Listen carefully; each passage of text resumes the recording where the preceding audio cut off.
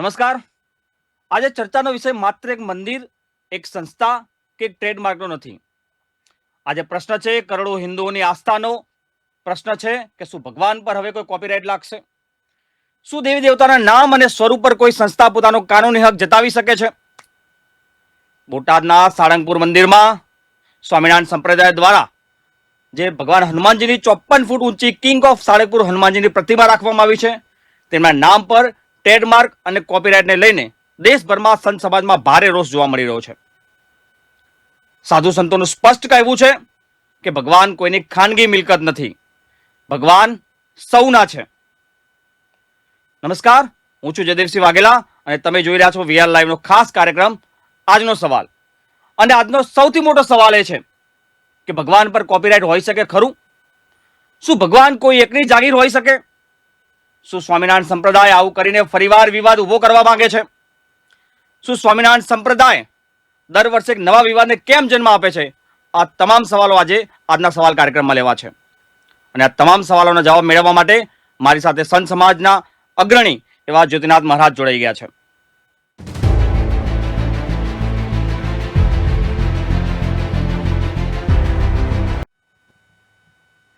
બાપુ, VR લાઈવમાં આપનું હાર્દિક સ્વાગત છે.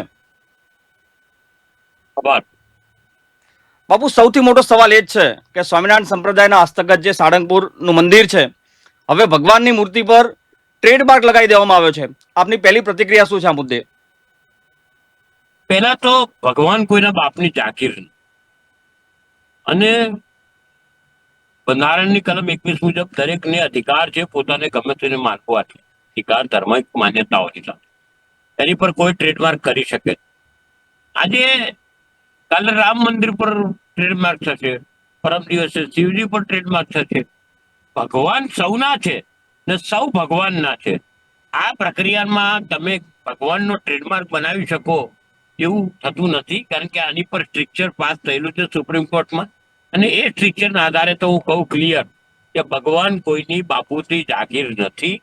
રામાયણ, ગીતા, મહાભારત, કોઈ વસ્તુ એ ધાર્મિક ગ્રંથો છે, વેદો છે કે તમે એવું નહીં બાઇબલ છે, કુરાન છે, કોઈ વસ્તુ કોઈની જાગીર નથી. આ સનાતનની અવહેલના છે. પણ આ સનાતન વિરોધી તત્વો છે. સામાજિક રીતે અમે કહીએ તો આ લોકો 100% કોર્પોરેટ સેક્ટર તરીકે ધર્મ ચલાવે છે. એને ધર્મ સાથે કોઈ લેવા દેવા નથી. એમને એમના રોટલા સાથે લેવા દેવા છે. એટલે ધર્મને ધંધો બનાવી દેવાથી આ પ્રક્રિયા ઊભી થઈ છે, જેનો અમારો વિરોધ છે અને અમે લડીશું એના માટે. બાપુ, આપણે જે રીતે વાત કરીએ પ્રમાણે કે બની શકે ભવિષ્યમાં બીજા કોઈ દેવી દેવતા ઉપર પણ બી ટ્રેડમાર્ક લાગુ કરી દેવામાં આવે. અત્યારે જે આ વિષય ઉભો થયો છે, આને કેટલો રોકવો જરૂરી છે? જો અત્યારે નહીં રોકવામાં આવે તો ભવિષ્યમાં એવું બનશે કે રામ મંદિર પર ટ્રેડમાર્ક આવશે, બીજા કોઈ મંદિર પર ટ્રેડમાર્ક આવશે. અત્યારે આને રોકવો કેટલો જરૂરી છે બાપુ? જગતની અંદર તાતી જરૂરિયાત છે. કોઈ પણ ભગવાન પર કોઈ ટ્રેડમાર્ક ન રાખી શકે. હવે કાલે દ્વારકાધીશ પર કોઈ કાલે ટ્રેડમાર્ક લઈ આવે, હવે તો તમે વિચાર કરો કે દ્વારકાધીશના નામે તો ગામ દુકાનો છે. હવે તો દુકાનવાળા શું કરશે, ધંધાદારીઓ શું કરશે? દરેક પોતાની આસ્થા પ્રમાણે. રામ કટલરી સ્ટોર હોય, રામ પ્રોવિઝન સ્ટોર હોય, જલારામ પ્રોવિઝન સ્ટોર હોય, તો ભગવાન પર જ જો તમે ટ્રેડમાર્ક લાવશો તો લોકોની આસ્થા કે ના પોતાના ધંધાઓ છે તેની પર કે લોકોની સનાતનની પ્રક્રિયાઓ પર ખિલવાડ થશે અને તેનો હુમલો થશે. એટલે એને રોકવું જોઈએ. આ ન રોકાય તેનું ભરવું સ્વરૂપ બહુ ખરાબ આવે. અને કાયદાકીય રીતે મંજૂરી કેમ મળી એ મોટો પ્રશ્ન ઉભો થાય છે. એટલે અમે લોકો તો ગુનેગારમાં જે સંસ્થાએ આ આપી છે વ્યવસ્થા એમને, તેનો વિરોધ છે અમારે. તેની પર પણ અમે કેસ કરવાનો. બાપુ, આ સંસ્થાએ અગાઉ ભૂતકાળમાં પણ આવા ઘણી ઘટનાઓ બની છે જેનાથી સનાતન ધર્મનું અપમાન થયું હોય, દેવી દેવતાઓનું અપમાન થયાના ઘણા સમાચારો આપણે ભૂતકાળમાં જોઈ ચૂક્યા છીએ. દર વર્ષે દર વખતે આ જ સનાતન ધર્મ પર આ જ સંસ્થા દ્વારા કેમ પ્રહાર કરવામાં આવી રહ્યા છે, મને એ નથી સમજાઈ રહ્યું. એ લોકો એકચ્યુઅલી શિક્ષાપત્રીમાં લખ્યું છે તે પ્રમાણે જો જોઈએ તો શિક્ષાપત્રીમાં પહેલા 3 શ્લોકમાં કૃષ્ણ ભક્તિ લખી કે કૃષ્ણને આરાધ્ય માનીને હું લખું છું. એવી રીતે ઘનશ્યામ પાંડેએ લખ્યું જે આ લોકોના સહજાનંદ સ્વામી કે સ્વામિનારાયણ ભગવાન કે ગમે તે નામ આપતો આપણે કોઈ લેવા જ નથી. હવે મહત્વની વાત એ છે એનું અવલંબન કરી અને આ લોકો એમ કે સર્વોપરી થઈ ગયા છે. એ સહજાનંદ સ્વામી કે જે ઘનશ્યામ પાંડે છે તે જ બધાનો બાપ છે, તે બધાને શક્તિ આપે છે, એ માતાજીઓને શક્તિ આપે છે, એ સૃષ્ટિનો કરતા હરતા ધરતા છે. હું કહેવા વાળા આ લોકો ખરેખર દુઃખની વાત છે. આ તો ખરેખર નથી ઇતિહાસ બોલી દીધો એટલે જેના નહોતું બોલતું કે હવે એમ શીખવાડે કે આપણે સર્વોપરી છે. જી સાચી વાત છે. બાપુ, મને એ વસ્તુ નથી સમજાઈ રહી કે ભગવાન પર ટ્રેડમાર્ક લેવાની જરૂરિયાત કેમ પડી. તમારું દિવ્ય દ્રષ્ટિ તમારી શું કહે છે કે આના પાછળનું મુખ્ય કારણ શું હોઈ શકે કે અમને ભગવાનનું ટ્રેડમાર્ક નોંધાવવું પડ્યું? સારંગપુરની અંદર લગભગ આ લોકોની પોતાની સ્વામિનારાયણના નામે જ 4 થી 5 થી વધારે સંસ્થાઓ પોતાનું કામ કરે છે.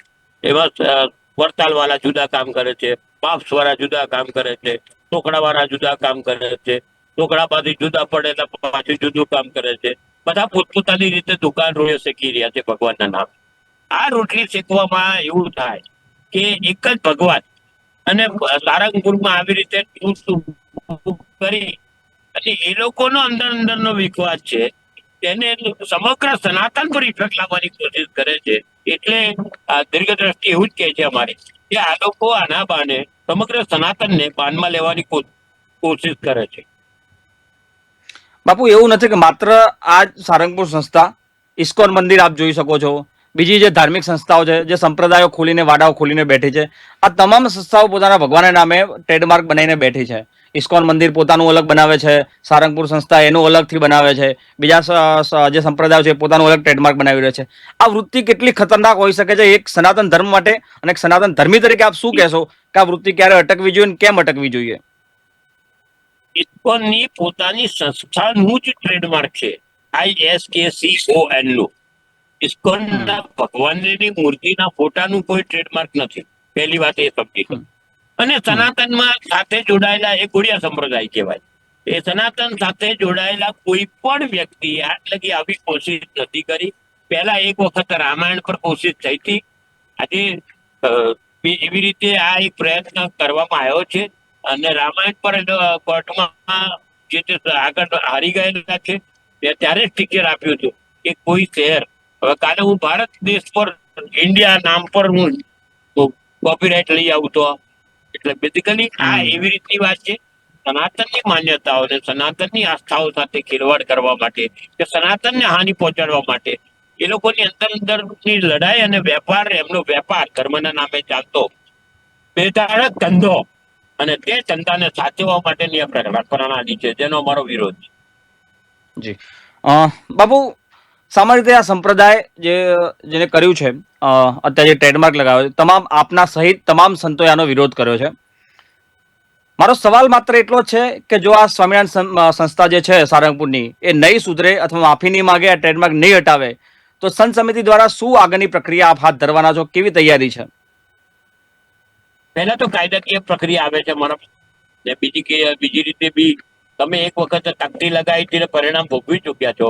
ફરી સમાજ રોડ પર આવશે તો પરિણામ ભોગવવાની તૈયારી રાખજો, બીજું તો શું કહીએ.